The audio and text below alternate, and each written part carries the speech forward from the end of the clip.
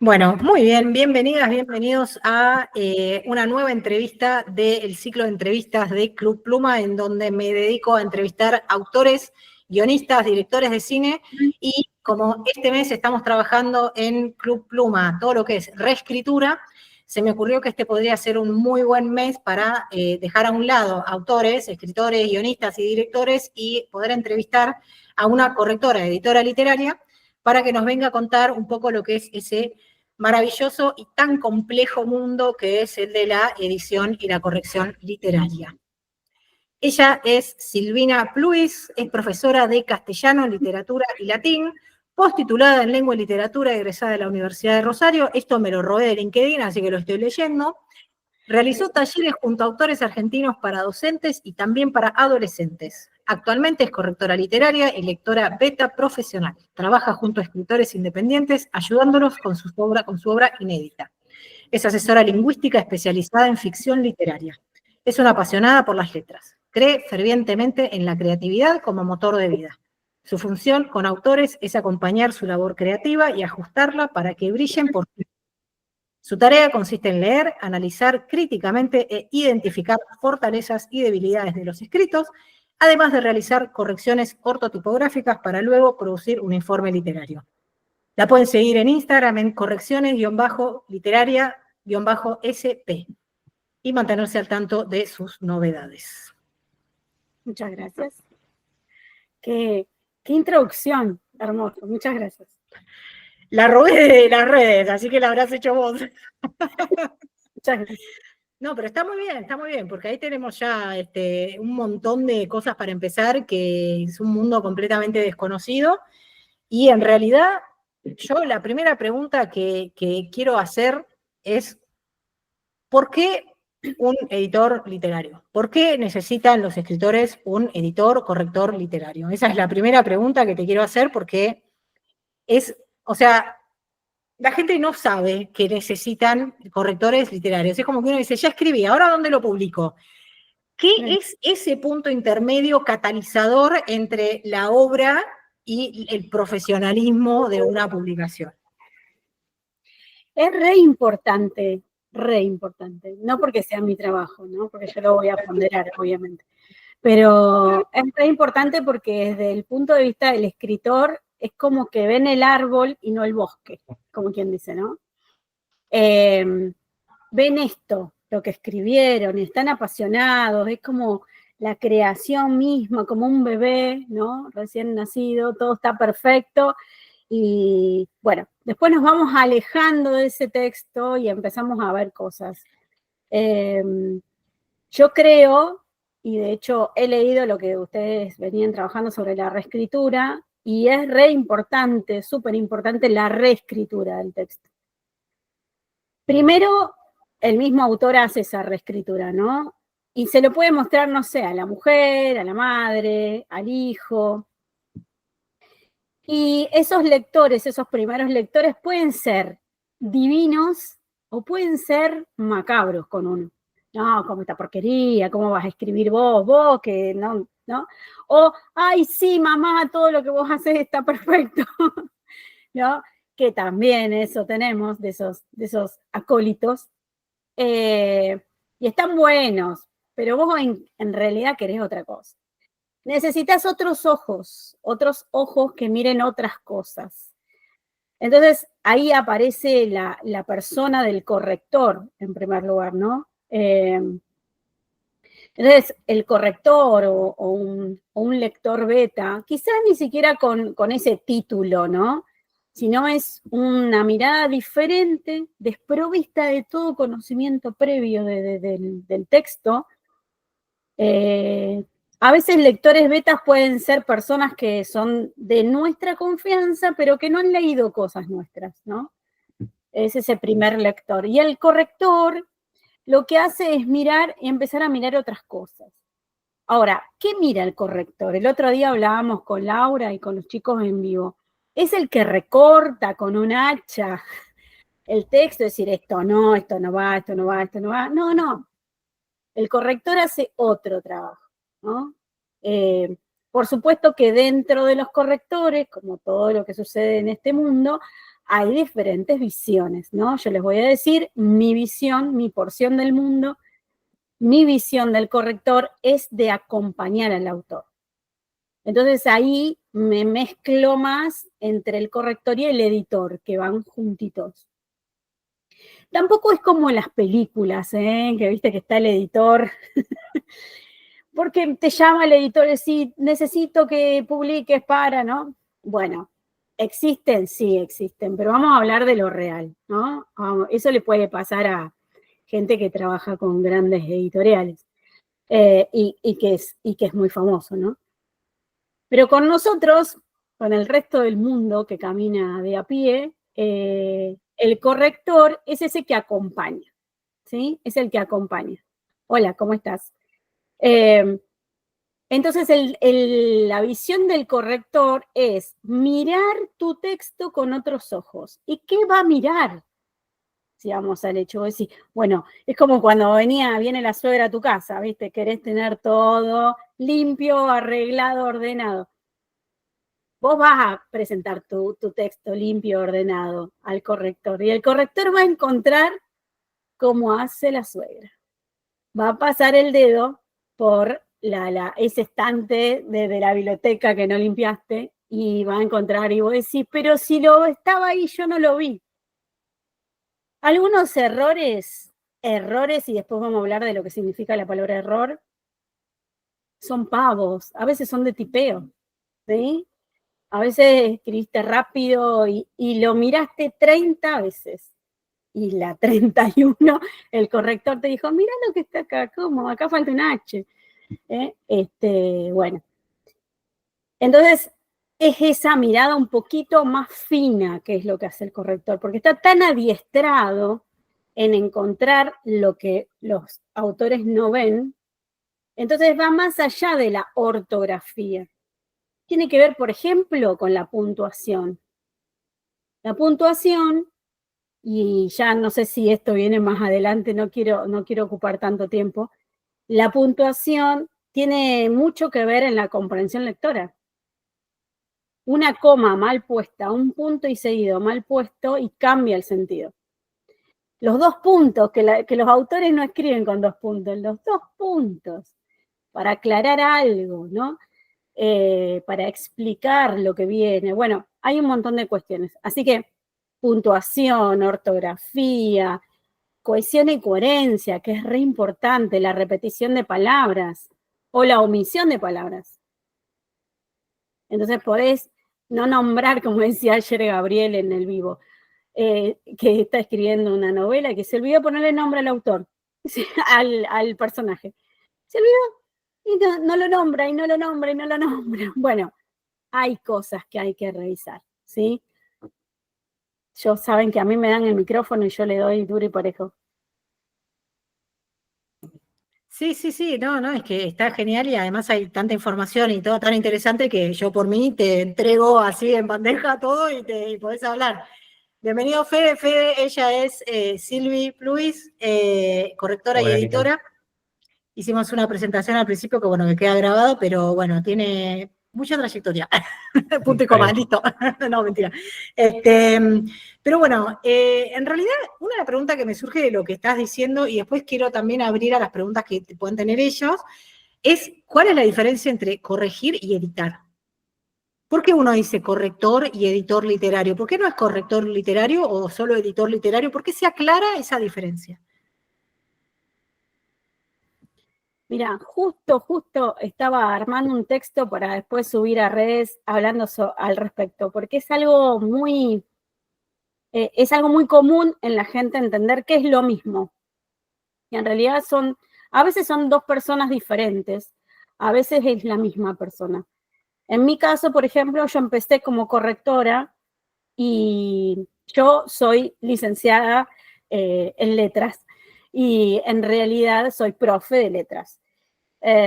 Con el devenir de la vida, solito me fui acomodando en ser correctora y siempre mirando esto, el tema esto que decíamos antes, la corrección, mirar lo que falta, lo que sobra, lo que está mal empleado, etcétera, etcétera. La cuestión técnica, ¿sí? El corrector se maneja de una manera técnica.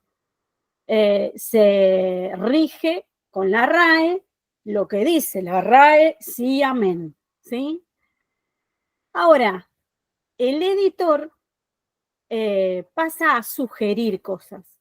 Entonces, el editor sugiere, puede decir, no, mira, esto me parece que acá no va, si lo pones acá, esto queda genial, pero siempre son sugerencias, algo que hablábamos la vez pasada con Laura, desde el punto de vista del corrector del editor tiene que sugerir, ¿sí? Porque si no se transforma en escritor, un coescritor. Hay gente que escribe con otros, eso es un don del cielo, poder ponerse de acuerdo en escribir una novela juntos, debe ser muy complejo, no me ha tocado, pero debe ser muy complejo. Ahora, el editor, entonces, sí tiene posibilidad de cortar, sacar, pegar. Siempre tiene que ser consensuado con el escritor, ¿no es cierto?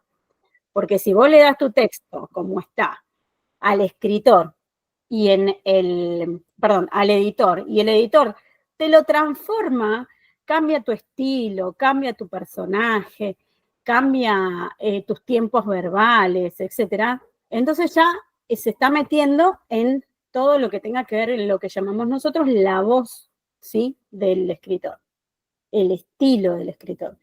Entonces ahí ya son cosas consensuadas. El editor tiene, digamos, el editor tiene un peldaño más arriba del corrector, ¿sí?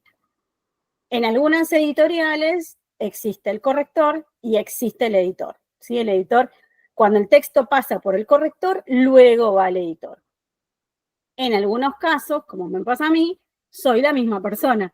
O sea, corregís, haces un trabajo de corrección y luego arreglás y consensuás con el escritor si quiere sugerencias, si quiere modificaciones, siempre yo las dejo como sugerencias y es el autor el que decide después, ¿no? Pero me pasó que en el último libro pero que corregí. ¿vale la pena por ahí corregir todo un texto si después va a venir un editor a hacer recomendaciones? O sea, yo pasó por la corrección, te corregí todo, ortográfico, tipográfico, qué sé yo, bla, bla, lo ordené, lo dejé todo como la RAE manda, y después viene el editor y no, este párrafo capaz de sacarlo, sugerencia, ¿no? Ponerle que el autor está de acuerdo.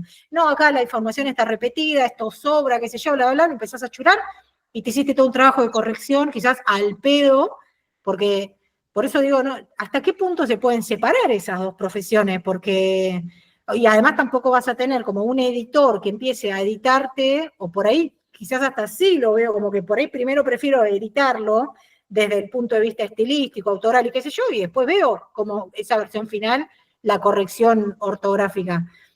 Pues te corregiste todo para que después venga a cambiarlo, ¿no? Lo pregunto, de ignorante nomás. Por eso, por lo general, y en la actualidad, los correctores somos editores y hacemos el mismo trabajo. Claro. En algunas, por eso decía yo, en algunas editoriales caras, conocidas, existen los dos. ¿Por qué? Porque uno es técnico y nada más que técnico, y el otro sugiere. Y te hago este ejemplo. Me tocó corregir un laburo que estaba hecho con una variedad lingüística particular de la Argentina.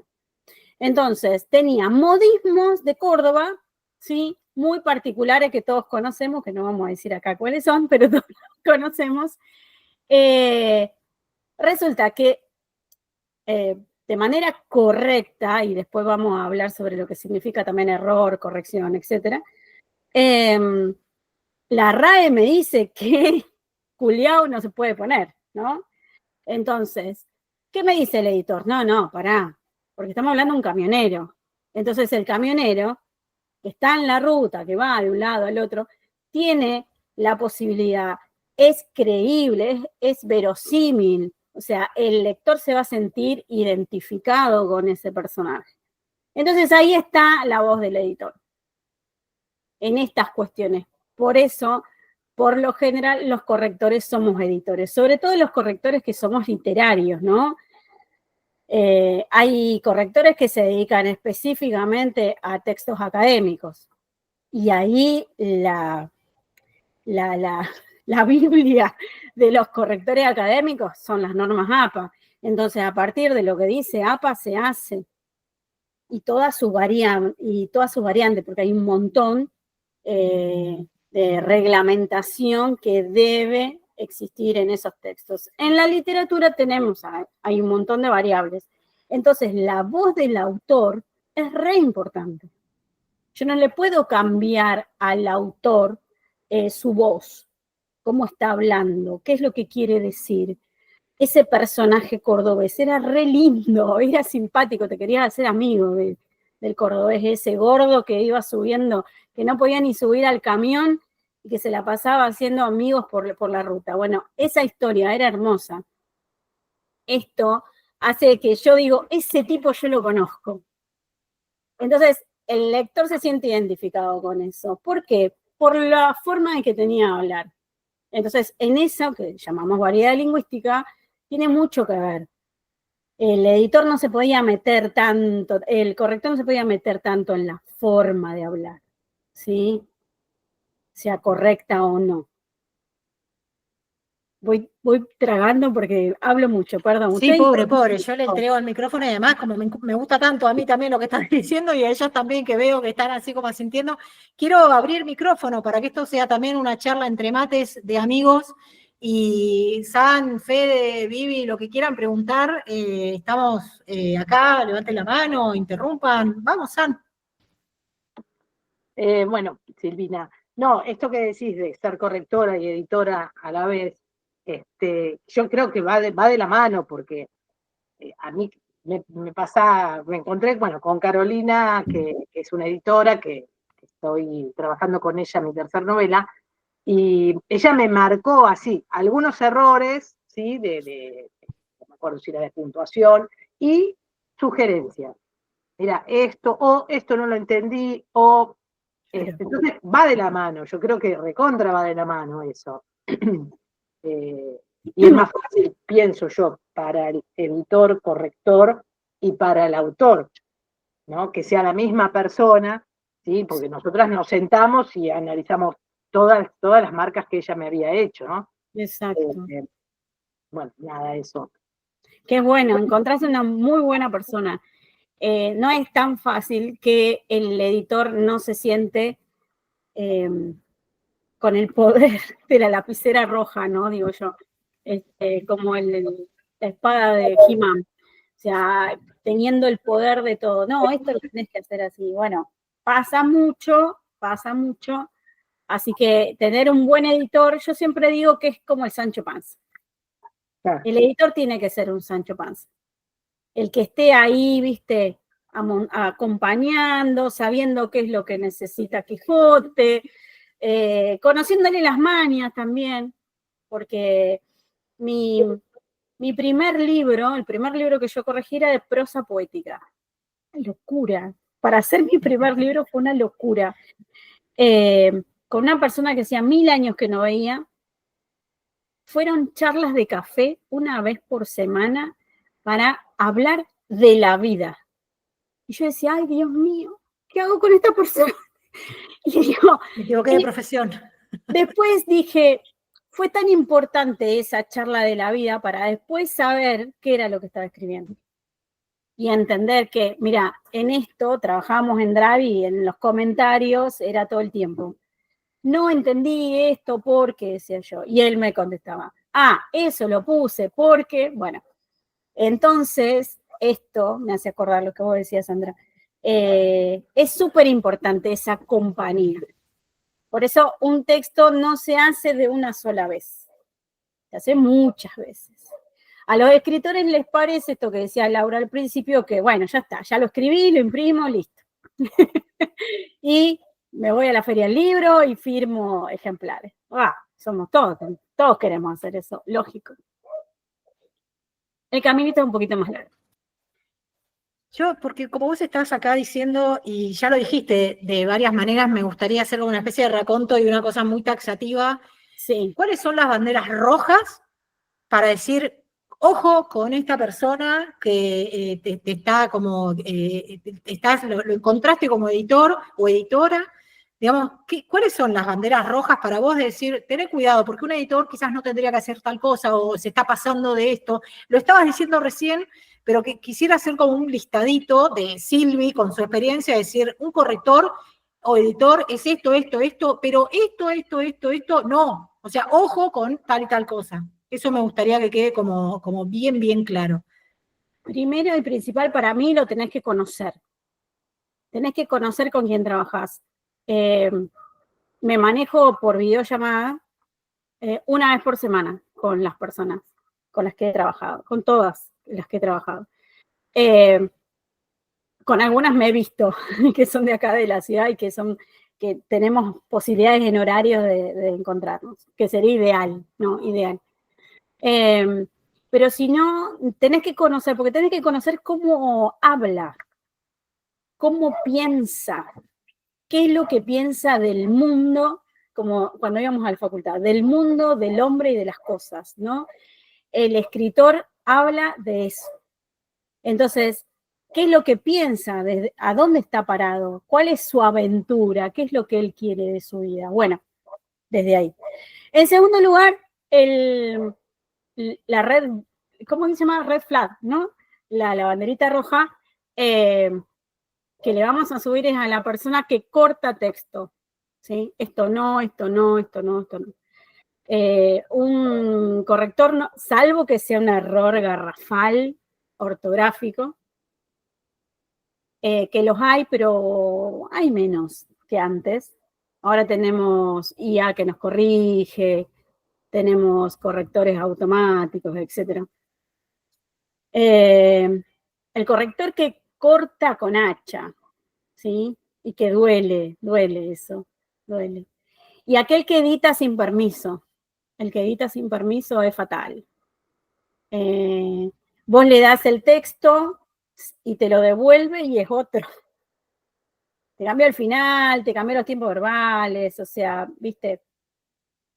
Desde el punto de vista de la corrección, y esto te lo puede decir cualquier curso de corrección que hagas, incluso la carrera de edición de la UBA, el corrector y el editor sugieren. Después la decisión es del autor, porque el corrector ni aparece en los títulos del libro. Entonces, vos estás diciendo lo que vos estás diciendo, que realmente sea lo que vos pensás, no lo que otro dice por vos, ¿no? Parece que esas son banderas que los autores tienen que tener muy altas, muy alta, porque vos vas, por ejemplo, querés editar en, no sé, Penguin, ponele, y te dice, sí, fantástico, me encanta tu cuento, tu antología, tu novela, pero esto no, esto cámbiamelo, esto. Y bueno, entonces deja de ser tuyo. Vas a ser de ellos. ¿Qué pasa?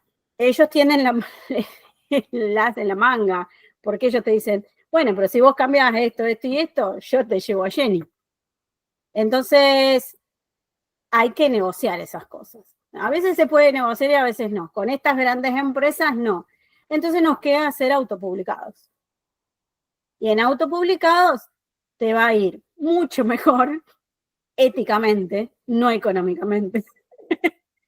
Porque económicamente hay que desembolsar más plata, porque te tenés que mover mucho, porque aparece todo lo de redes, hay que hacer un montón de trabajo extra que nadie piensa en todo eso. Y ahí está la negociación, ¿no? Que hay que hacer. Así que bueno, tenemos varias banderitas rojas. Sí, que supongo que por también lo que estabas diciendo recién, otra banderita roja es, hola, ¿qué tal? Tengo que corregir un texto, sí, pasámelo y mañana te lo devuelve todo corregido. Si ni te conoce, no sabe lo que querés decir, eso también es una bandera roja. Ponele que sea que lo que está haciendo es honesto desde el punto de vista de ellos y corrector y me estoy manejando con lo que la RAE quiere.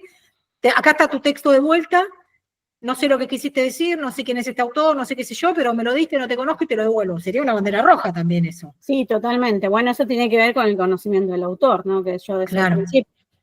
En la actualidad, y las redes están llenas, repletas de gente que trabaja en escritura creativa y dictando cursos y vendiéndote 800 cosas. Si compras el curso te doy no sé qué, no sé cuánto, no, bueno. Y todos tienen la verdad absoluta. Bueno, entre toda esa marea de cosas hay gente potable, sí, por supuesto, y creo que son estas cosas que hay que tener en cuenta, que terminen siendo personas, que no sea un maneje absolutamente económico. El otro día me preguntaron un presupuesto, si tengo tantas páginas, ¿cuánto es el presupuesto? Y no te lo puedo decir, porque tengo que leer ese texto antes. No puedo dar un presupuesto así nomás, porque no sé qué escribiste. Escribiste una novela gótica, escribiste una antología de cuentos, escribiste tu biografía. O sea, hay un montón de cosas. Y cómo está escrito, además, si me va a llevar mucho tiempo corregirla. Y bueno, ahí está todo el manejo, ¿no? Claro, que te pasa un presupuesto de una, red flag, digamos, bandera roja. Sí, tenés, no sé, 500.000 palabras, este es el precio, como una regla de 3. Eso no está bueno. Porque hay muchas cosas, por ejemplo, de corrección de tesis, y hoy veía una que, tenía ganas de escribirle para decirle, dejá de robar, porque la gente se va a dar cuenta. No es de acá, creo que es de México. Son unas chicas que corrigen tesis. Y entonces su eslogan es, humanizamos tu tesis. O sea, ya me sonó raro. Humanizamos tu tesis. Empiezo a leer. No, es por inteligencia artificial. Exacto. Hijos de puta. Entonces, hacen con inteligencia artificial X, se la mandan a estas chicas y estas chicas la vuelven a pasar por una inteligencia artificial y la humanizan, ponele, ¿no? Pero aparte lo cuentan de una manera que yo digo, no se te cae la cara vergüenza, en serio. Yo contaba ayer en el vivo que hacíamos con los chicos, que la carrera de kinesiología acá en Rosario es paga. Entonces, los kinesiólogos que salen ahí es gente que más o menos ha tenido que rebuscársela para pagarla, o son nenes bien, y han sido nenes bien toda su vida. Y en esa carrera no tienen ninguna de sus materias de escritura, no tienen ninguna materia que tenga que ver con comprensión lectora, escritura, comunicación, algo como para que el chico escriba, ¿no? El chico, las personas que se reciben. Entonces son 4 años, 5 años kinesiología, haciendo el trabajo, saben de anatomía una bocha, saben un montón de deportes, saben un montón, pero no escriben. Entonces, existe un mundillo interno de la universidad que les escriben las tesis. Ese mundillo está haciendo fortuna, porque entonces les escriben las tesis, ¿entendés? Y los pibes aprueban, aprueban. Y pueden ser se les va a acabar el curro con la inteligencia artificial, porque para que te le escriba alguien que no sos vos. Pero además deben ser buenos kinesiólogos, porque son los kinesiólogos de toda la ciudad, pero son buenos kinesiólogos, lo cual no implica que sean malos escribiendo, pero no han tenido, claro. No son suyas. Claro. Fede.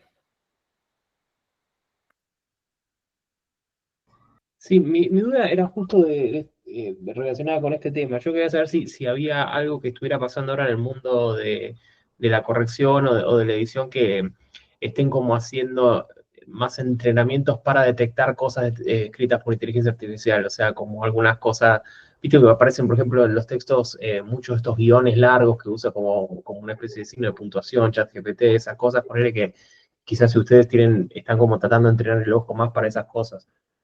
Sí, totalmente. Hay un montón de programas.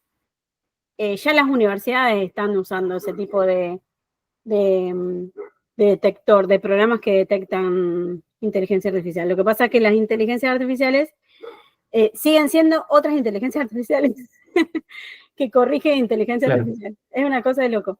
Es como el metaverso de la inteligencia artificial. Y en corrección, actualmente hay muchísima información al respecto de inteligencia artificial que nos sirve a nosotros como correctores, no para que corrija por nosotros, sino que nos adiestre en agudizar el ojo en algunas cuestiones, sobre todo en estas. Ah, ok. El otro día estaba leyendo un artículo que decía, la inteligencia artificial, te das cuenta de que te está escribiendo un artículo de blog porque todas las palabras del título te las pone en mayúscula, por ejemplo, en lugar de poner solo la primera palabra y que después sea todo en minúscula. Obviamente los nombres propios van con mayúscula, pero pone, ¿cómo tener 100 amigos? Y ¿cómo tener 100 amigos? Todo está con mayúscula. Y entonces eso es como que es como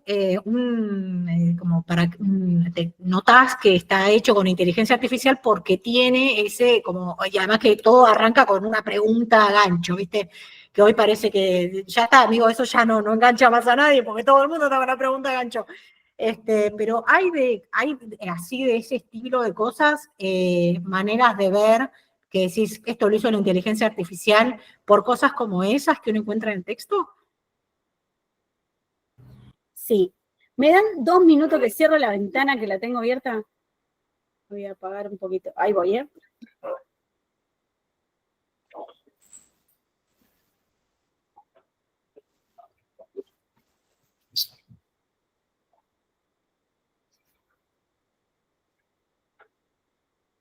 No me di cuenta, pasa el colectivo por la puerta de mi casa.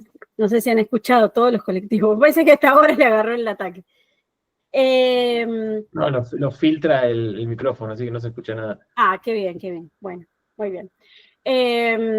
Sí, hay estructuras sintagmáticas, se llama en lingüística, estructuras de la oración que son propias de la inteligencia artificial, ¿sí?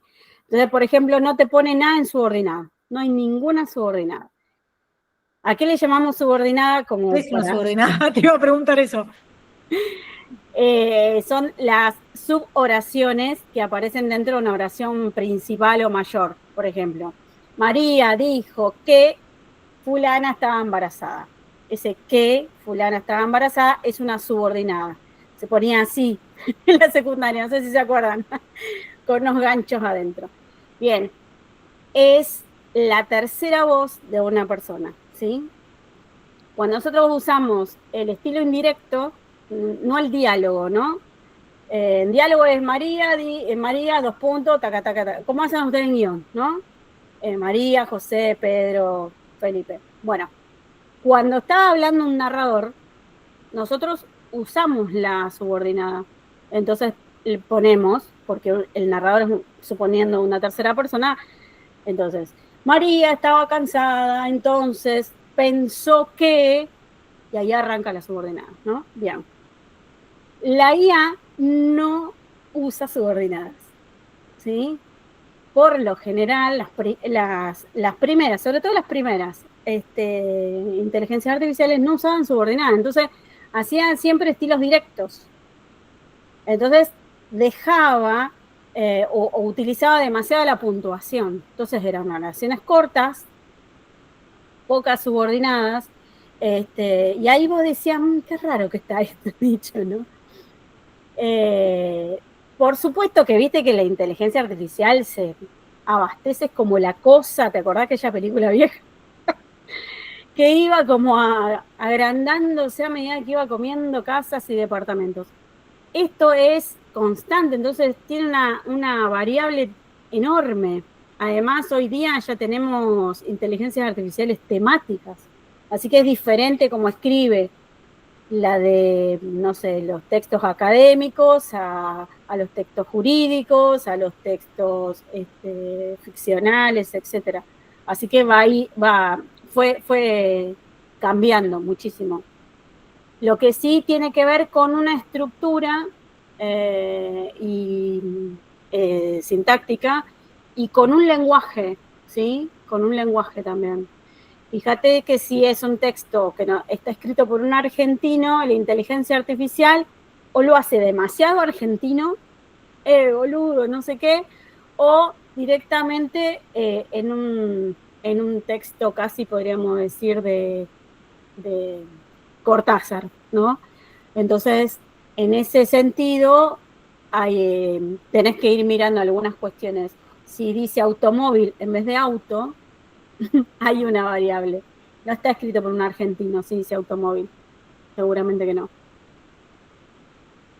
Que también es parte de conocer al autor, porque ponerle que te toca un autor, hoy en día puede empezar a pasar quizás mucho más seguido, supongo, ¿no? Que decís, no sé, ay, necesito un editor que me corrija el texto, que es una novela que escribí, y te lo paso y el 80% lo escribió la inteligencia artificial, y yo te lo paso a Sí, vos para que vos, entre que lo que yo le fui corrigiendo, más lo que el editor o el corrector le va agregando, qué sé yo, medio que ir modificando, pero se nota que no es del autor. Supongo que es lo que vos decías, ¿no? Esto de si el corrector, el editor, se junta con el autor y lo va conociendo y va viendo cómo habla y qué sé yo. Hay modismos propios del mismo autor que se trasladan a la obra, que los vas descubriendo como editor, y si no está ninguno, empiezan a aparecer palabras que jamás le escuchaste al autor, es como que si esto lo está escribiendo esta persona o no.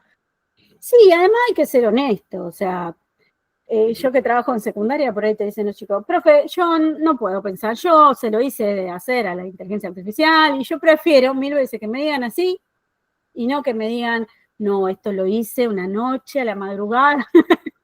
No, prefiero 1000 ¿Y qué veces que haces me en lo esos digan. casos? ¿Qué haces cuando te dicen esto lo hizo la inteligencia artificial? ¿Cómo haces para motivar a la gente a que haga las cosas por sus propios medios? Es difícil, hay que remarla. He aprendido a ser muy creativa. Por ejemplo, Eh, tirada data. sí. Empezamos a decir, qué bueno que podés hacer, que vos podés pedirle a la inteligencia artificial. Lástima que no se puede levantar una chica, digo yo, ¿no? Entonces, ¿cómo vas a hacer el día que tengas que presentarte una chica? Claro, el tema es que, viste que los chicos ahora salen por WhatsApp, entonces se conectan y ni siquiera se ven, capaz, se encuentran en algún boliche. Así que bueno, hay que remarla. En el caso de los adolescentes estoy más acostumbrada, porque hace muchísimos años que trabajo con ellos y he ido creciendo con ellos, también con mis hijos, ¿no? Y que me he ido adaptando también a esto. Y en el caso de la inteligencia artificial, me adelanto antes que pasen esas cosas. Entonces, estoy dando un ejercicio en el pizarrón, lo que sea, y he ido cambiando además. No hacemos la sintaxis a la antigua como aprendimos nosotros, perdón. Y entonces digo, bueno, a ver, todo el mundo, abra Meta, a ver qué dice Meta al respecto de, y entonces digo Meta porque Meta es el de WhatsApp y todo el mundo lo tiene, porque si no, para no hacerlos gastar, si no hay que gastar bastante para hacer trabajar al chat GPT. Pero bueno, en ese aspecto, digamos, de la IA, trato de incorporarla y no de sacarla, porque en realidad es parte de nuestra vida ya. Nosotros todo le preguntamos a la IA a veces, con que te diga dónde queda tal negocio para ir a comprar tal o cual cosa, ya estamos usando de alguna manera. Entonces no tenemos que negarnos a eso. Ahora, que ocupe, esta es una charla que hemos tenido con Laura un montón de veces, que ocupe el espacio de la creatividad, ahí no transo con eso. El problema es la creatividad. Entonces, la inteligencia artificial sigue siendo eso, artificial, y nosotros somos humanos.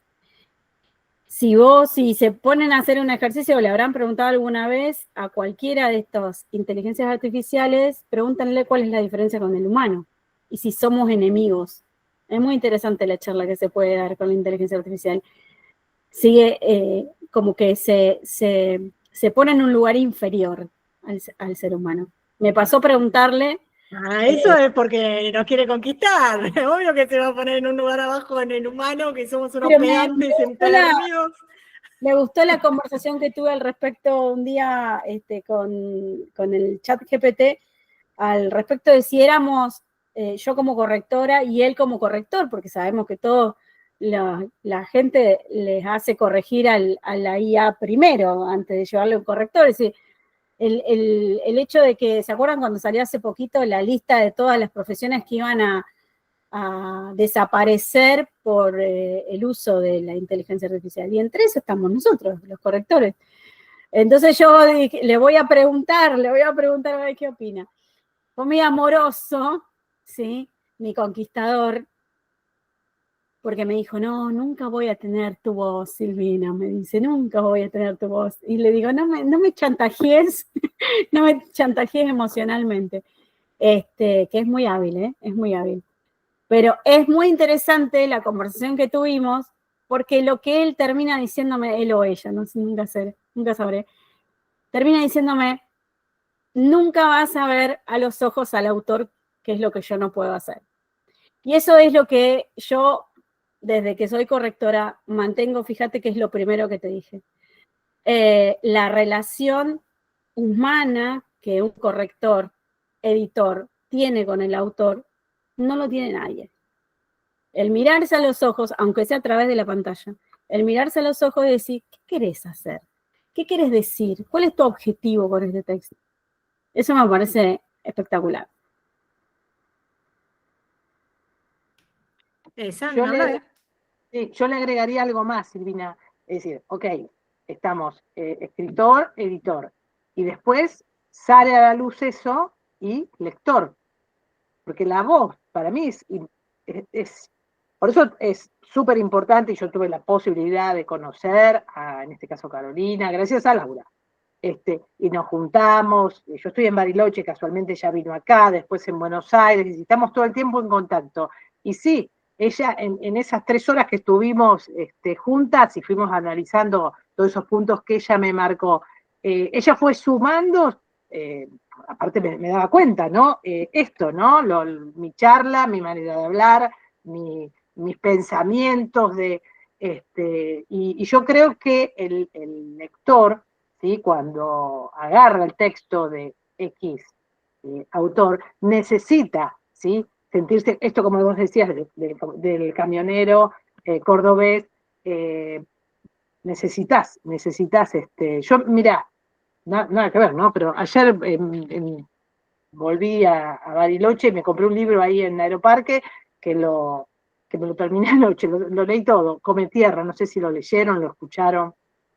Y bueno, nada. Hubo un gran caos a nivel escolar con ese libro. No lo leí, pero me había enterado que estaba en el planeta por todo lo que ocurrió en las escuelas. Sí, no tenía idea de todo esto, me lo dijo una amiga.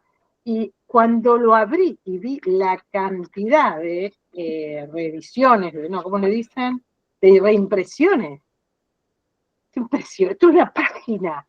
Y bueno, y esta mujer, que encima es de la zona que soy yo de Buenos Aires, así que nombraba lugares donde yo, ayer mismo pasé con el colectivo, ¿viste? Por eso yo creo que es re importante el tema de la voz, por más que la inteligencia artificial te ayude, te diga, che, mirá, no sé, tal cosa no se entiende, no se ve, pero la voz del autor, así como lo toma el editor, corrector, bueno, también lo va a tomar el lector. ¿Sí? Es que el lector es el que determina todo esto. Nosotros todos trabajamos para un lector. El lector es el que tiene la sartén por el mango, el que va a la librería, esto que haces vos, y decís, quiero ese y no ese, ¿no? Entonces, es re interesante. ¿Se acuerdan de aquel circuito de la comunicación, emisor, receptor, ¿no? El autor puede mandar el mejor, pero la obra literaria alucinante. Pero si ese lector no lo compra, eso muere en una caja. ¿Cuántos libros han muerto en cajas en las librerías porque nadie se los lleva? Entonces, tal cual lo que vos decís, el lector es el objetivo fundamental, ¿no? Una de las cosas que un autor tiene que saber es, bueno, ¿cuál es el objetivo? Porque vos como autor podés tener muchas motivaciones, ¿no? Es decir, bueno, mi motivación, que es interna, es porque quiero decirle esta historia al mundo. Bueno, fantástico. Ahora, una vez que estoy escribiendo, digo, bueno, ¿y esto quién lo va a leer? ¿Quién lo va a leer? ¿Se acuerdan la historia de de la señora Rowling, ¿no? Siempre viene al caso contarla. Su objetivo era su hijo, punto. Ahora después vio que había otra cosa más allá de su hijo, que esto podía ser otra cosa. Bueno, la salvó de la pobreza. Hoy día es multimillonaria. Pero esto, bueno, y el tema de las editoriales, en el caso de la Rowling, vieron lo que pasó, que ella lo llevó a un lugar, no lo quisieron, llevó a otro lugar, no lo quisieron. Bueno, también las editoriales. Volvemos al punto, esto lo dijimos hace como media hora atrás, cuando las editoriales te dicen, no, mira, este texto no me interesa. Todavía se deben estar pegando un tiro los que dijeron que no a Harry Potter, ¿no? O también te pasa con algunas obras que en su momento son demasiado futuristas, vamos a decir, porque están hablando para una persona que todavía no existe y 50 años después Sí. aparece como que se convierten en grandes bestsellers y en realidad era porque en el momento que salieron eran muy adelantados a su época, Sí. nadie iba a leer semejante cosa y después se convierte, no es como hoy en día cosas de ciencia ficción que pasaron a current affairs, ¿no? Digamos, Sí. cosas de cotidianidad del mundo, ya no es más ciencia ficción. Hoy está Sí, entre sí. nosotros lo que era, no te digo Skynet, qué sé yo, con Terminator, pero sí pasa que cosas que en un momento eran como esto es un delirio, no lo va a leer nadie, bueno, pará, porque hoy capaz que es material de escolar, tiene que ir a los Claro. manuales. Y Sí, pasa con Frankenstein. claro, Frankenstein es material escolar actualmente. claro, en su momento. Y siendo que en su momento fue como que dio vuelta al mundo, porque primero que era una mujer, ¿no? Entonces, una mujer que en realidad había tomado el apellido de su esposo. No sé si saben la historia de la Mary Shelley. Muy, muy apasionante. Ella no escribía tan bien como su marido era el que escribía.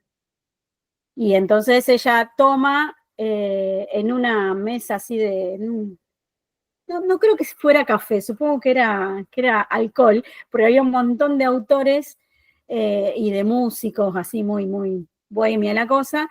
Y entonces ella dice, yo tengo un texto que escribí, pero no sé. Y entonces Lord Byron, que era amigo de su esposo, le dice, ¿a qué no te animás? ¿No? Es conocida esa historia. A que si me animo, a que no me animo, y como una apuesta y saca. Y termina siendo más famosa que todos los demás. Entonces, bueno, esas cosas que dan vuelta al mundo. Me estaba acordando de otra, hay un montón de historias, pero me acordaba recién al respecto de esto que vos decís que no son reconocidos y son reconocidos mucho tiempo después. Estaba pensando en Silvina Ocampo. Silvina Ocampo es una escritora argentina que escribió unos textos que eran terribles, muy psicológicos, no de ciencia ficción, de terror, de mujeres, y siempre fue opacada por su hermana Victoria Ocampo, que todos conocemos, bueno, en la costa, estuve hace poquito en su casa maravillosa, y Victoria era mucho más atrapante su vida, porque ella también era así más desenvuelta, y Silvina siempre quedó como opacada con la hermana. En la actualidad, hará, ¿cuántos? 5 o 6 años, sale a relucir sus textos con Mariana Enríquez. Mariana Enríquez, en la actualidad, la cresta de la ola, autora de terror de la Argentina, pero que se vende como pan caliente sus textos, son recontra raros, súper de terror psicológico, y ella retoma a Silvina Ocampo como la escritora de terror de la Argentina. Pasaron 100 años. Así que bueno, los textos nunca se sabe a dónde van a llegar. ¿Nos estás diciendo que no perdamos las esperanzas? Ay, espera que el gato... Por supuesto. Por supuesto, yo animo a todo el mundo que escriba, que publique, que no se quede, no importa si el texto queda ahí perdido en un cajón, nunca se sabe. Mira, siempre hay una Silvina Ocampo por ahí. Y siempre hay una chibi esperando, con las manos haciendo así para que le toque andar corrigiendo textos. Me encanta corregir textos. Me encanta motivar a todo el mundo que escriba porque me parece que hay mucha creatividad oculta en la gente, que esto que hablamos muchas veces con Laura y con los chicos en los vivos sobre las películas y sobre qué pasa con la creatividad y qué sé yo, y yo creo que en algún sentido la creatividad quedó opacada, que la gente no cuenta lo que le pasa ni lo que piensa del mundo, de las personas y de las cosas, porque siempre parece que hay otro que lo va a hacer mejor, ¿no? Siempre hay otra historia. Por supuesto, todos, dice Galeano, somos historias, estamos formados por historias. Así que todos nosotros tenemos cosas para contar. Hay gente que cuenta de una manera asombrosa. Bueno, ahí están ustedes. Vivi, estás muy callada. Basta, empezá a hablar. No, porque yo estoy como en una especie o sea, yo terminé la secundaria hace más de 20 años. Trabajé liquidando sueldos, impuestos, escribiendo cartas a la CIP de nuestra consideración, bla, bla, bla, bla, bla. Después me puse a escribir guiones, entonces saqué todas las metáforas, las descripciones, bla, bla, bla. Y ahora con Laura estoy escribiendo cuentos. Y yo me siento como que, o sea, como si estuviera aprendiendo a escribir, porque incluso hay cosas, ponerle lo que vos decías de la subordinación, por ejemplo, el objeto indirecto. O sea, me acuerdo, o sea, como que todas esas cosas de las construcciones de las frases, yo no me acuerdo de todo eso cómo era. Entonces es como que estoy, o sea, como que a lo mejor se me ocurre una historia y la escribo, pero la veo muy plana, muy chata, muy como que me faltan recursos, pero tampoco sé bien para dónde ir. Bueno, Laura me va guiando, pero pobre la vuelvo loca, pero es como que me siento muy así, como que estoy años luz de la tarea de Silvina, digamos. No creas, porque en eso que dijiste hay un montón de objetos directos, objetos indirectos, subordinadas en tu discurso. Viste que nosotros hablamos diferente como escribimos. Cuando escribimos, como que pensamos lo que escribimos. Y entonces ahí lo que vos estás haciendo es un doble trabajo. Tratar de ver dónde está. No, vos escribí. Y después empezás a mirar. Bueno, acá le puedo agregar, mira, acá en vez de decir esto voy a decir esto otro. Estas dos oraciones las puedo unir con una subordinada, algo que diga un qué, un quién, un cómo. Bueno, todo eso puede aparecer después, pero en el momento de la creatividad, el momento cuando te viene así la idea, a veces estás lavando los platos, a veces te estás bañando, a veces estás viajando en colectivo, a veces estás durmiendo y te despertás con una idea, un nombre. No, anoten, todo anoten, háganse audios, ¿sí? Traten de tener siempre a mano una forma de registrar eso. Yo trabajo con gente más joven, digamos, los adolescentes en la escuela, y siempre les digo, ténganse ese chat que tenés con vos mismo lleno de audio de cosas, ¿no? Entonces, te vas acordando de cosas y vas anotando ahí en esos audios. Pues hay que sentarse y registrarlo de una manera escrita, por supuesto. Pero bueno, en este devenir del lenguaje, y recuerden que nosotros en la actualidad usamos muchas menos palabras en el lenguaje oral que en el lenguaje escrito. Usamos menos, cada vez usamos menos, porque decimos las mismas cosas siempre. ¿Y cómo adquirimos más palabras? Y sabemos que la base es la lectura. Cuanto más leemos, ¿sí? Aquella frase conocida de Borges, ¿sí? No soy un buen escritor, soy un buen lector. Entonces, bueno, él solo podía decir eso. Pero bueno, la base de la escritura es la lectura. Y vamos a destruir un mito, que no el buen lector tiene buena ortografía, por favor, eso que se entienda. No por ser un buen lector tenés buena ortografía. Tengo miles de casos de excelentes escritores que tienen una ortografía espantosa, porque son distraídos. A veces la ortografía no tiene que ver con que seas bestia para escribir, sino que porque sos distraído. Sí, incluso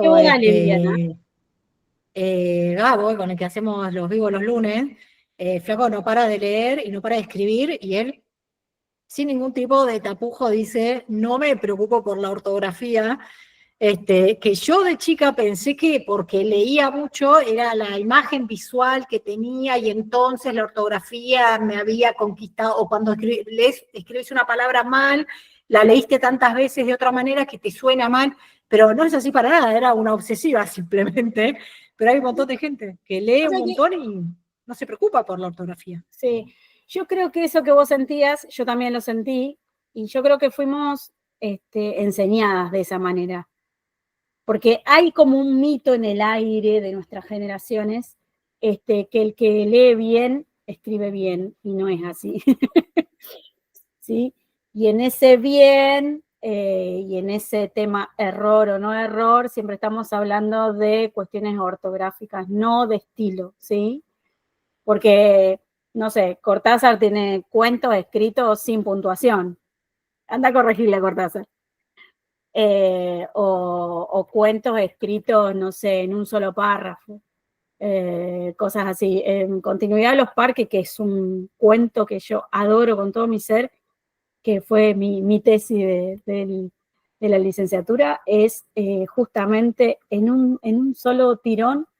No tiene maquetación, digamos. Creo que son 2 párrafos, todo el cuento, de una página, y está todo seguido. Vos hoy ese texto se lo llevas a un maquetador o se lo llevas a un corrector, te empiezas a sacar, tac, tac, tac, te lo corta, te dice, no, esto acá, esto es otro párrafo, esto fíjate que el lector se cansa, bueno, bla, bla, decíselo a Cortázar, que le encantaba Bueno, jugar. decíselo a James Joyce, ¿no? También con el Ulises. Exacto. Andá a decirle a él que en su texto le faltan algunos puntos y algunas comas y que en realidad no, no debería estar escribiendo así. Pero bueno, son las épocas también, ¿no? Sí, y también, bueno, son tipos que han jugado son vanguardistas, ¿no? Han jugado con eso. A ver qué es lo que no se puede hacer. Bueno, ahí voy a hacerlo. Después de haberse quemado el culo en la silla haciendo lo que había que hacer, además.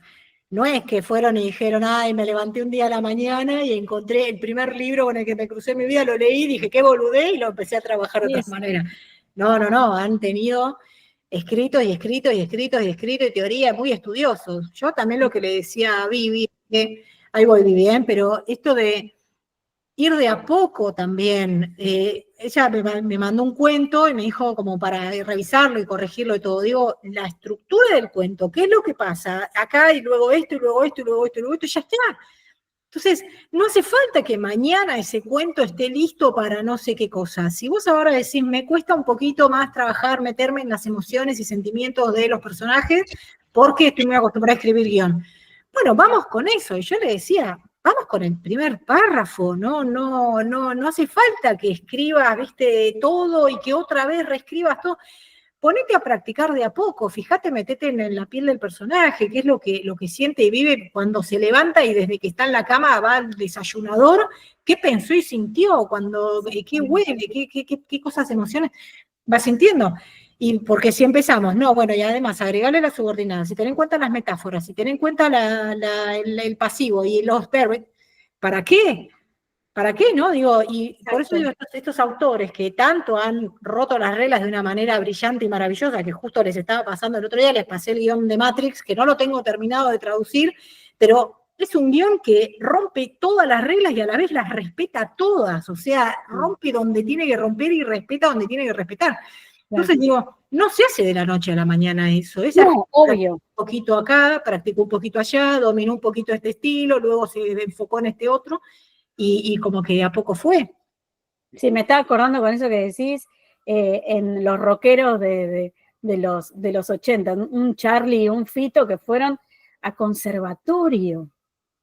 Años de conservatorio en piano, tocando tiki, tiki, tiki, tiki, tiki, tiki, para después ser lo que son, digamos, romper con todas las estructuras.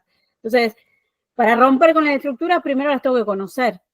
Así que hay que respetarlas primero. En cuestiones de ese estilo. Viviana.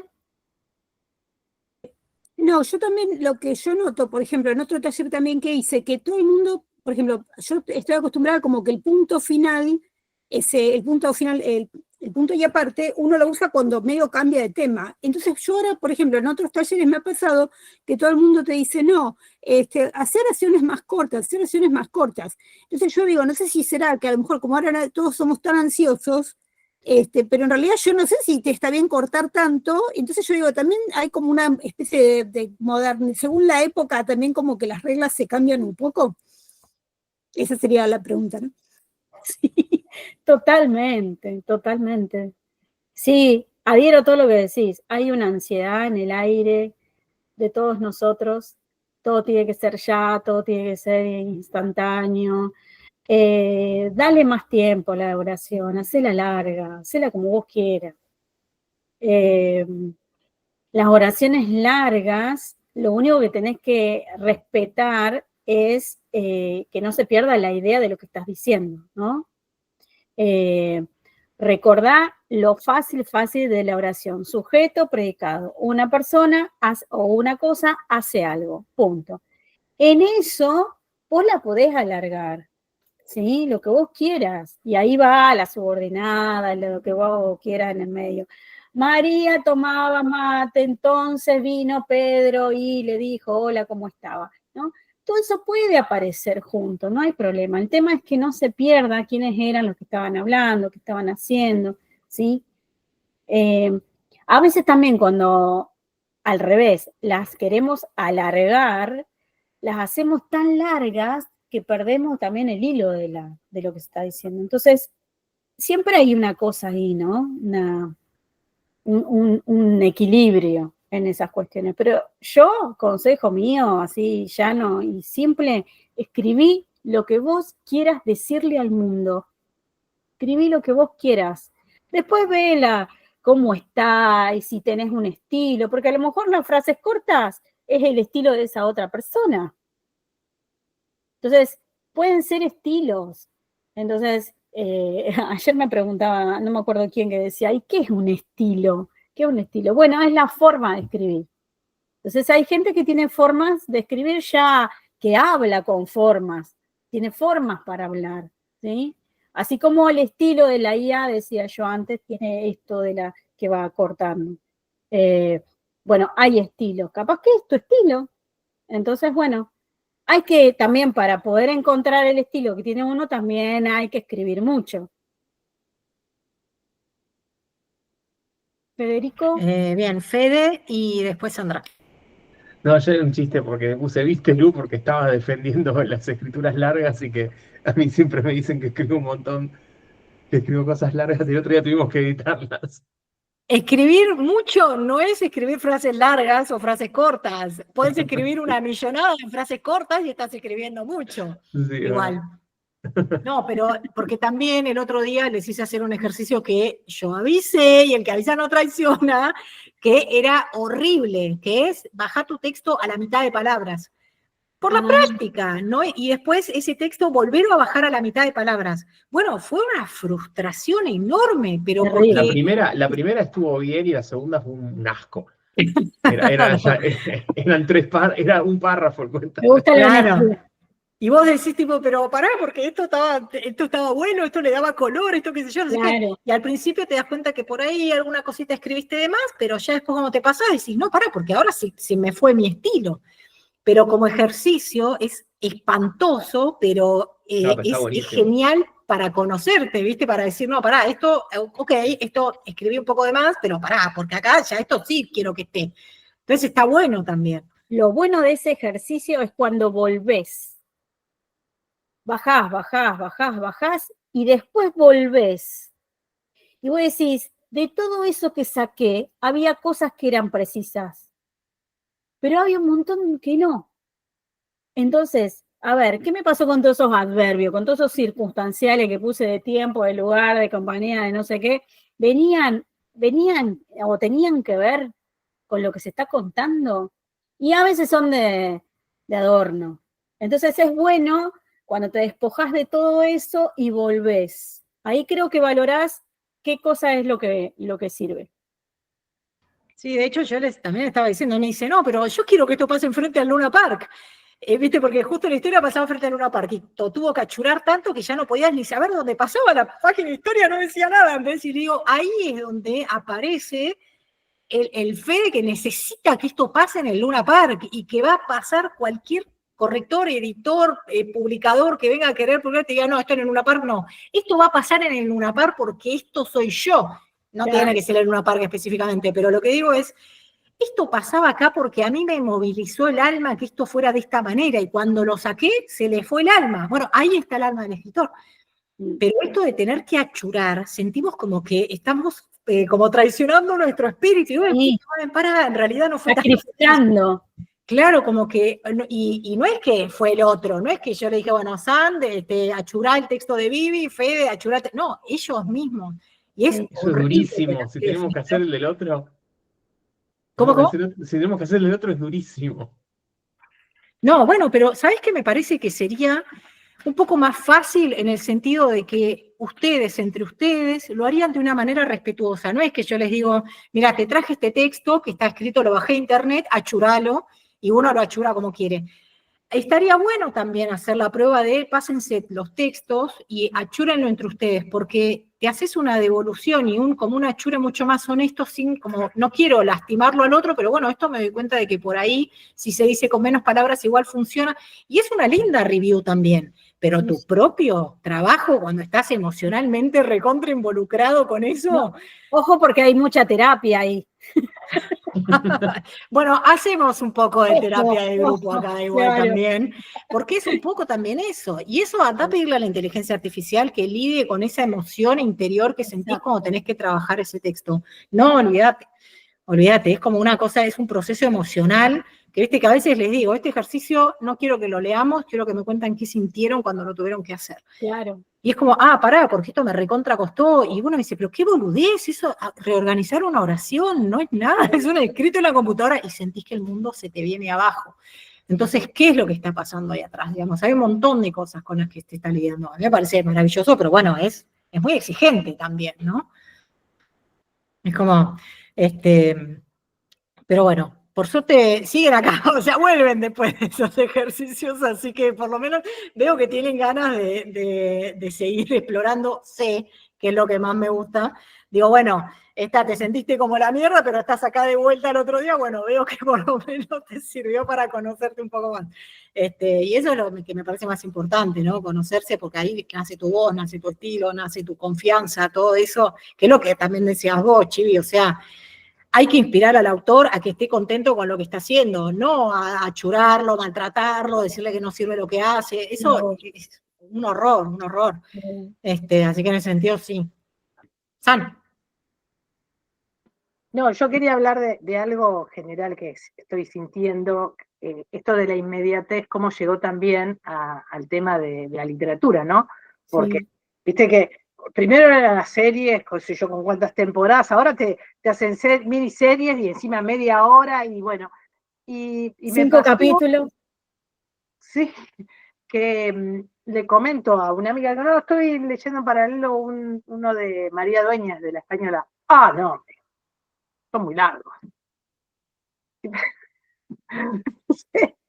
A ver, puede haber, qué sé yo, partes donde uno dice, bueno, se extiende demasiado, ¿no? Pero es tan necesario, al menos a mí cuando escribo me gusta tanto, voy como con una cámara, no lo puedo aplicar mucho a guión porque no me sale tan bien como Vivi, bueno, o Laura ni hablar, ¿no?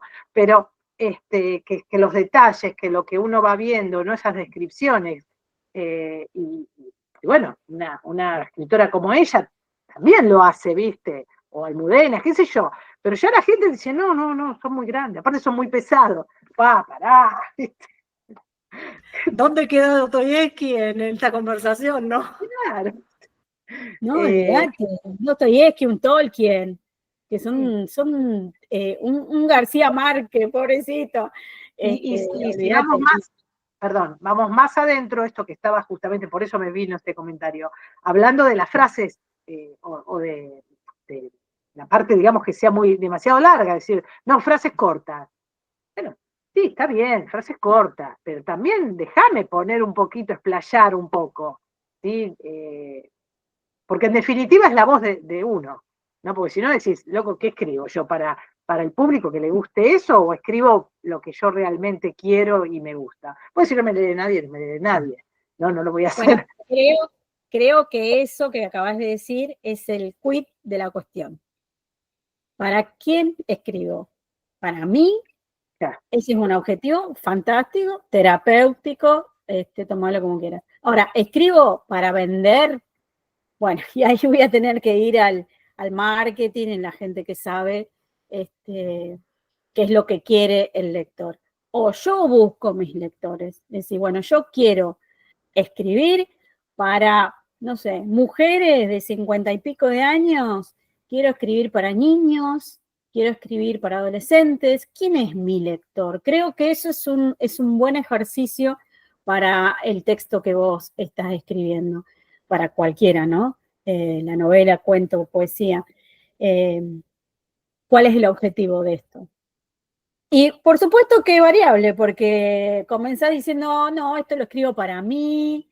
Yo recuerdo una señora conocida que le había muerto su hijo de cáncer, de unos 30 y pico de años, y entonces el psicólogo le había recomendado la escritura. Y primero no quería y como que escribía así cosas esporádicas. Después se animó y escribió cosas hermosas, realmente hermosas, pero ya no eran para su hijo como había empezado, ¿no? Sino que era realmente, ella empezó a indagar sobre su psiquis y su interior y su alma y puso en papel cosas hermosas, ¿no? Un libro de poemas bellísimo, hablando de la vida misma, pero hermosísimo. Entonces vos decís, bueno, fue cambiando, bueno, el Harry Potter también fue cambiando. El objetivo primero, no sé ni cómo se llamaba aquel niño, pero también fue cambiando. Así que puede ser que varíe en el devenir de la vida. Creo que hay también como una primera escritura inocente, que me atrevo a decir violenta y agresiva desde el punto de vista de la necesidad de sacar afuera algo que es como que quema adentro y entonces hay que ponerlo en palabras y que tiene que salir. Y yo tengo escritos de eso que no los puede leer nadie ni yo porque no entiendo lo que dice eso, pero lo sacaste afuera, quedó ahí, está en ese, no está más adentro. Y a partir de ahí, quizás no es ese texto, lo escribiste, lo dejaste y hasta me hice un asado con ese texto, ni idea qué fue lo que pasó. Pero nunca más lo volví a recuperar, no lo volví a leer, no sé, ni idea. Pero atrás de ese vienen por ahí otro donde decís, bueno, esto que tenía que hacer, el deber para sacar el fuego de adentro, quedó acá. Como esto de la escritura para el hijo que no estaba más. O sea, nació de una necesidad de expresar todo lo que no le pude decir, por ejemplo, tiro fruta, ¿no? Pero una vez que está eso, después ya vienen un montón de otras cosas que por ahí siguen esas, uno puede empezar a aplicar un poco más de conocimiento teórico, reglas, empezar a pensar en otro lector y qué sé yo, porque eso primero que fue puramente emocional, es muy difícil encontrarle un lector a eso que es emocionalidad pura. Y me parece que también es injusto para el propio autor pretender de ese texto un bestseller, cuando en realidad la necesidad era sacarlo de adentro y bajarlo a un lugar que no me queme adentro de mi corazón o de mi pecho, lo que sea, bueno, re poético. Pero una vez que está fuera de eso, bueno, por ahí ese texto no va a ser el que después voy a terminar escribiendo, va a ser otro. Y darse la oportunidad de por ahí escribir otras cosas, ir viendo cuál va siendo la voz, ¿no? Me parece que ahí también ayuda mucho por ahí tener un editor que te vaya acompañando a lo largo de toda la obra que vas haciendo, ¿no? Yo con Caro trabajé solo una, pero San, vos supongo que podrás decir, o sea, una obra, otra, no son 3 libros que son una copia del anterior. Cada uno va trabajando alguna cosa distinta que vos quisiste decir, que quisiste contar, y el editor ha escrito, el editor corrector o editora y correctora que te va acompañando, por ahí va entendiendo, bueno, que va cambiando el autor también un poco, ¿no? Va evolucionando, ¿no? ¿Te pasó, Sil, de trabajar con algún autor o autora varias veces? Sí, y con algunos que están haciendo y me dicen, estoy preparando otra cosa, pero nada que ver de lo anterior, ¿eh? O sea, te van anticipando. Sí, sí, es muy interesante también. Eso como editor lo digo, muy interesante porque verlo en otra situación. Tengo dos casos disímiles entre sí, porque uno mantiene, ¿sí?, la misma idea y el otro no, nada que ver. Uno era poesía y ahora está haciendo cuentos. Y el otro sí mantiene que son anécdotas reales, son historias de vida, y es muy interesante. Dice, quiero escribir otro, porque el primero me olvidé de otras cosas y me gustaría agregar, bueno, entonces como está haciendo su propia saga. Pero muy interesante. Ese libro son anécdotas que podrían ser de cualquier argentino, ¿viste? Esas anécdotas de barrio, podríamos ser cualquiera de nosotros, sobre todo de nuestra generación, que hemos vivido en la calle cuando éramos chicos, y esto de jugar, andar en bicicleta y esas cosas. Pero me encanta esto de ver distintos manuscritos del mismo autor, porque también uno como editor y como corrector ve la madurez.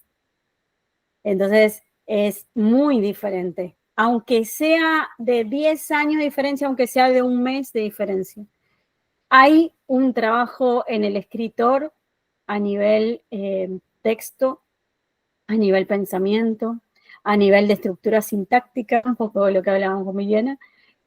Hay una madurez. Y se nota que hay una lectura, no sé si de otros textos, pero al menos de los propios, que es muy interesante. Y en el siguiente libro, bueno, si Sandra escribió varios libros, lo debe haber hecho, hay una reescritura diferente, porque uno empieza a hacer cosas que ya antes no hizo, entonces empezás a pulir cosas que antes te tenían que decir, y ahora directamente ya sabes para dónde apuntar, ¿no? A dónde afinar el lápiz. Y entonces hay correcciones que ya no te están corrigiendo, sino que vos mismo te las corregís. Y entonces eso me parece muy interesante. Y después pasó la vida misma, porque entre un texto y el otro hay vida entre medio de nosotros. Nos nacieron hijos, se fueron hijos, maridos, amantes, amigos, amigas. Entonces hay entre medio también una vida que hace que nosotros cambiemos un montón. No, cambiar no es malo, cambiar es bueno, siempre cambiar es bueno. Pero hay cambios en nosotros, enfermedades, ¿sí?, que hace que uno tenga otra visión de la vida. Y eso es hermoso, realmente es muy hermoso verlo en los textos. Aunque se cuenten historias similares, aunque se cuenten historias disímiles, es hermoso. Se nota eso en la escritura.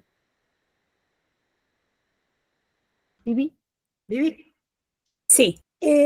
No, yo también lo que te quería preguntar es que a mí, por ejemplo, me pasó, ¿no? Me pasó con los guiones, como que necesitas sacarle cosas para darle dinamismo y yo qué sé, pero como que la escritura es algo tan solitario que yo decía, ¿lo estoy mejorando o lo estoy arruinando? Y era como que a veces sacaba y ponía y volvía, iba y venía. Por ejemplo, si el día de mañana uno en un texto que quiere llevar a una edición, ¿conviene lo que está dudoso dejarlo, que el editor lo opine o tratar de dar la versión más acabada que uno pueda hacer? Pero bueno, te quedan esas cosas a duda, decir, capaz que saqué algo bueno y dejé algo que no. O sea, a mí me pasó eso, con los guiones me pasó mucho, que estás muy obligado, que hay cosas que no. Entonces como que decía, capaz que lo saqué y esto estaba piola y dejé otra cosa que no iba. O sea, ¿qué conviene hacer si vos lo vas a mandar por un profesional? Y primero y principal, si tenés dudas, no lo mandes.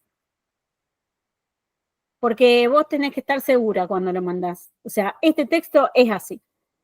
Me gustó ponerle esto, qué sé yo, no sé cuánto, será tu opinión. Primero, el texto para mí, vos tenés que mandarlo segura. Esto está terminado, ¿sí? Tengo una historia muy larga para contar porque no nos alcanzaría el Meet, pero es un escritor que me mandó un texto por capítulos. Y yo, como era un hombre grande y no sabía mucho, él no era escritor, sino que quería escribir, y me fue mandando. Era la historia interminable. Y me iba mandando modificaciones, me mandaba un audio y decía, bueno, ¿viste tal cosa? Bueno, pero ahora se me ocurrió que le puedo poner tal otra, porque no, me volvió loca eso. De hecho, me volvió loca, o sea, me dio un estrés fatal, una ansiedad, porque yo lo quería terminar y devolvérselo realmente. Y él no lo terminaba nunca. Entonces, me parece que si tenés dudas, no mandes nada. Cuando vos realmente estés segura de ese texto, y aunque a vos te genere duda, esto capaz se lo dejo, se lo saco, qué sé yo, no sé cuánto, pero no lo cuentes. Esto, cuando vos te parezca que el texto está completo, lo mandás. Si el editor te dice, mira, esta parte, vos decís, viste, a mí me sonaba que eso podía ser o no. Hay otra cosa, ¿viste? Pero nunca tenés que ir con dudas. O sea, que el texto esté completo como a vos te gusta mandarlo.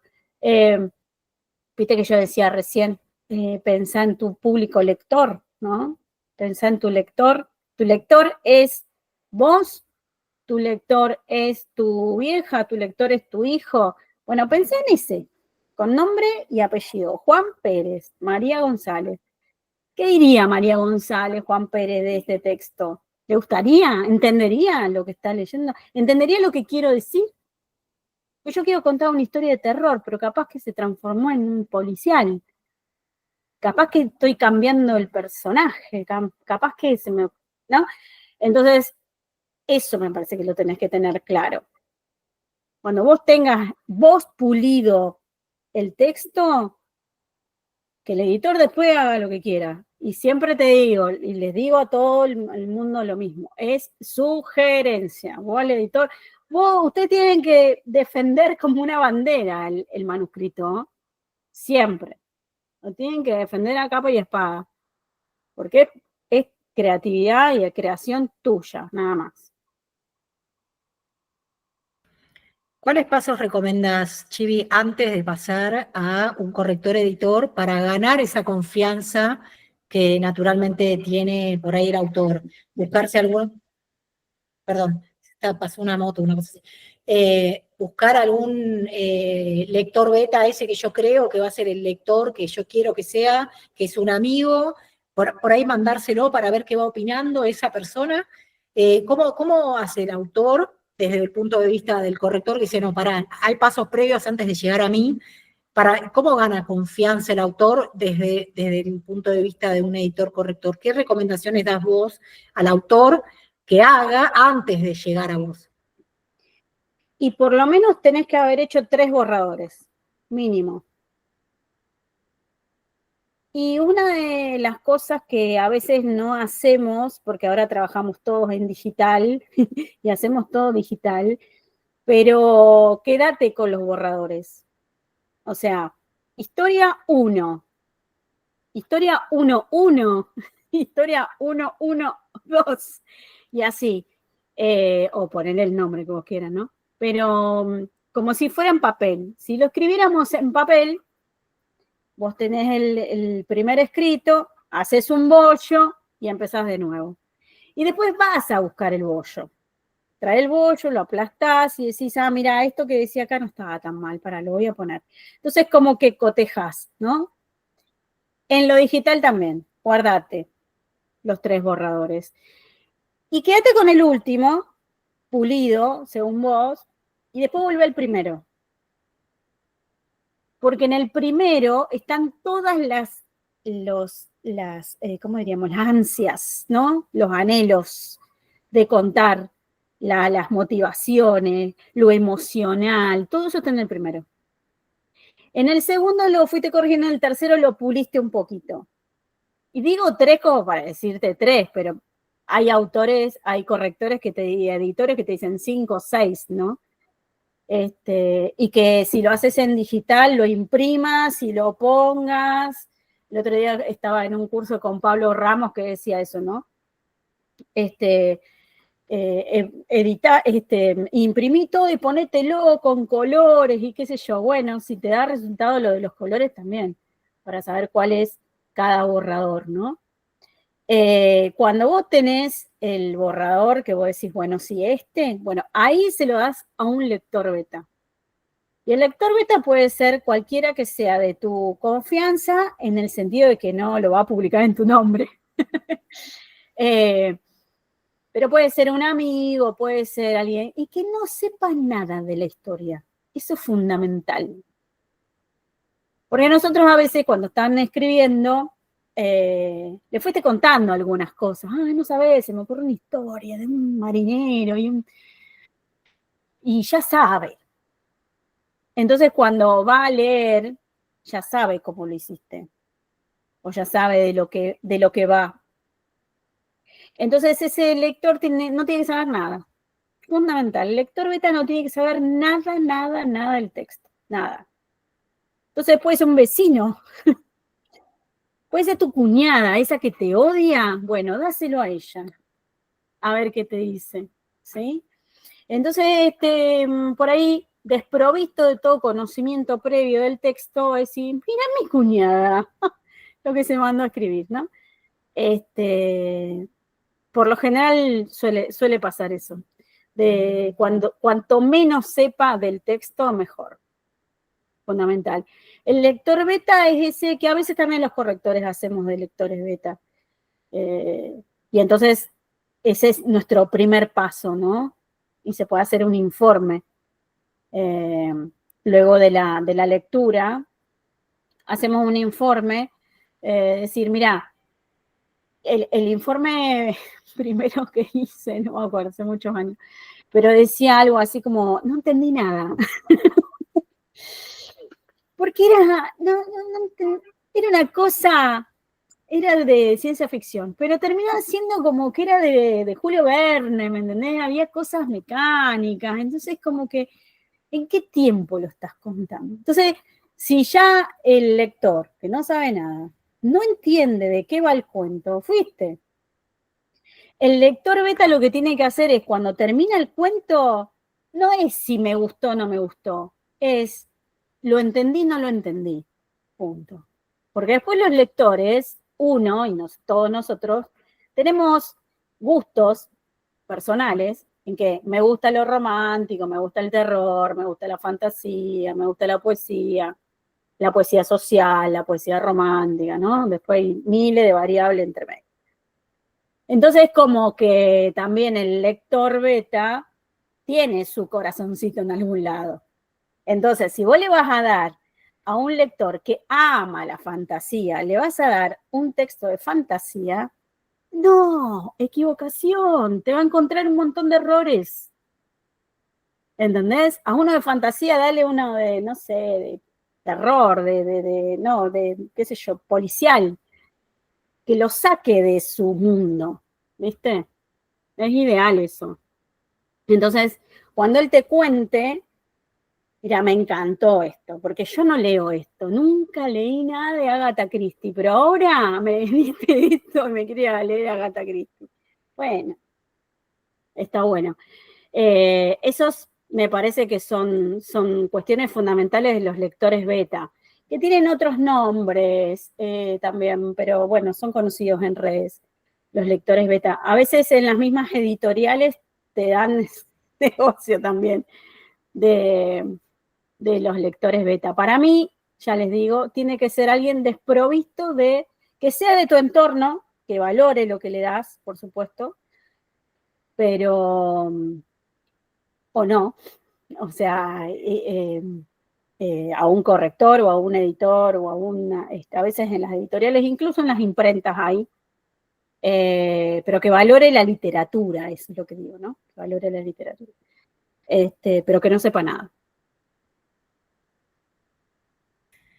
Bueno, Chivi, te tenemos hace 1 hora y media acá y podríamos seguir horas y horas y horas. Ya me tomé un termo, chicos, o sea, ya. Sí, yo también, ya hay que renovar el mate, ya está azul en la yerba directamente. Pero bueno, no sé si tienen alguna pregunta más o la dejamos ir.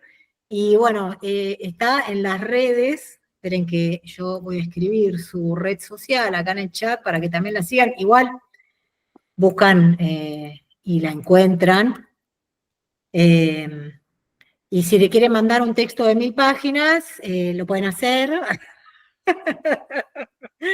Falta una Que ella de S, Mil ¿eh? Amores, de Onda. Qué horror, por favor.